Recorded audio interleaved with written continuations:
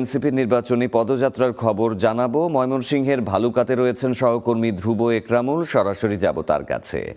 ধ্রুব, ময়মনসিংহে এনসিপির কি কি কর্মসূচি রয়েছে বিস্তারিত জানাবেন। এই মুহূর্তে কোথায় অবস্থান করছেন? সাফাত, আমি বর্তমানে রয়েছি ময়মনসিংহ শহরে। ময়মনসিংহ শহরে গতকালকে কিন্তু জাতীয় নাগরিক পার্টির যে নেতৃবৃন্দ জুলাই পদযাত্রার নির্বাচনী পদযাত্রার অংশ হিসেবে তারা ময়মনসিংহে এসেছেন, কিন্তু গতকালকে ময়মনসিংহে কোনো কর্মসূচি ছিল না। তারা সেখান থেকে নেত্রকোনা গিয়েছিলেন। নেত্রকোনার বারহাট্টা নামক একটি উপজেলার একদম প্রত্যন্ত একটি গ্রামে তারা গিয়েছিলেন। সেখানে তারা গণসংযোগ করেছেন এবং তাদের যে প্রার্থী রয়েছেন সেই প্রার্থীর পক্ষে প্রচারণা চালিয়েছেন। আমরা সেখানে অনেক মানুষের সঙ্গে কথা বলে যতটুকু দেখেছি যে আসলে সেখানে হ্যাঁ ভোট না ভোট অর্থাৎ যে গণভোট, সেটি নিয়ে মানুষের জ্ঞানের ব্যাপক স্বল্পতা রয়েছে।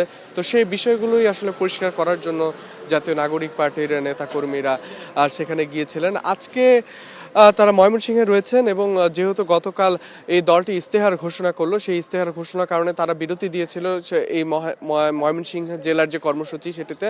আজকে সেই স্থগিত কর্মসূচিটি অনুষ্ঠিত হবে। সেক্ষেত্রে ময়মনসিংহের ভালুকায় বিকেল ৩টায় তারা জনসভা করবেন। সেখানে রয়েছেন এই জাতীয় নাগরিক পার্টির যে যুব শক্তি সেক্রেটারি ডাক্তার জাহিদুল ইসলাম, তার আসন সেটি তার সেখানে কিন্তু প্রচারণা চালাবেন আসিফ মাহমুদ সজীব ভুইয়া এবং এনসিপির অন্যান্য যারা কেন্দ্রীয় নেতৃবৃন্দ রয়েছেন। এরপর তারা ময়মনসিংহ মহানগরে বিকেল ৫টার সময় একটি পথসভার কথা রয়েছে, তবে সেটি হবে কিনা সেটি নিয়ে একটি অনিশ্চয়তা আছে। এরপর তারা টাঙ্গাইলে যাবেন এবং টাঙ্গাইল থেকে তারা সিরাজগঞ্জে সফর করবেন।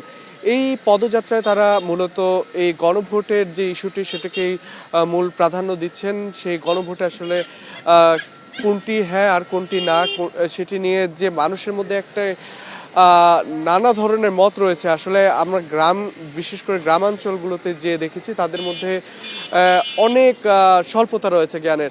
আর ময়মনসিংহ শহরের কথা যদি বলি, নির্বাচনী আমেজ রয়েছে। একটি রাজনৈতিক সহাবস্থানের কথা বলছেন। আপনি দেখছেন যে রাস্তায় যে সকল ব্যানার রয়েছে, একই সঙ্গে ধানের শীষের ব্যানার রয়েছে, ঠিক তার পাশেই দাঁড়িপাল্লার ব্যানার রয়েছে। তো সবকিছু মিলে যদি আমি বলি যে এখানে মোটামুটি একটি রাজনৈতিক সহাবস্থান রয়েছেন এবং এখানে যারা জেলার মানুষ রয়েছেন তারা বলছে এখানে একটি শান্তিপূর্ণ ভোট হবে। প্রায় ৪৭ লাখ ভোটার রয়েছেন ময়মনসিংহ জেলায়, ৪৭ লাখ ভোটার রয়েছে এবং সদরের কথা যদি বলি সেখানে ৬,৯১,০০০ ভোটার রয়েছে। তো সবকিছু মিলে একটি উৎসবমুখর পরিবেশ। মাইকে শব্দ শোনা যায় যে এই ভোট চেয়ে মাইকিং করা হচ্ছে আমাদেরও প্রত্যাশা। সড়কে। এনসিপির নির্বাচনী পদযাত্রার খবর জানাচ্ছিলেন সহকর্মী ধ্রুব একরামুল।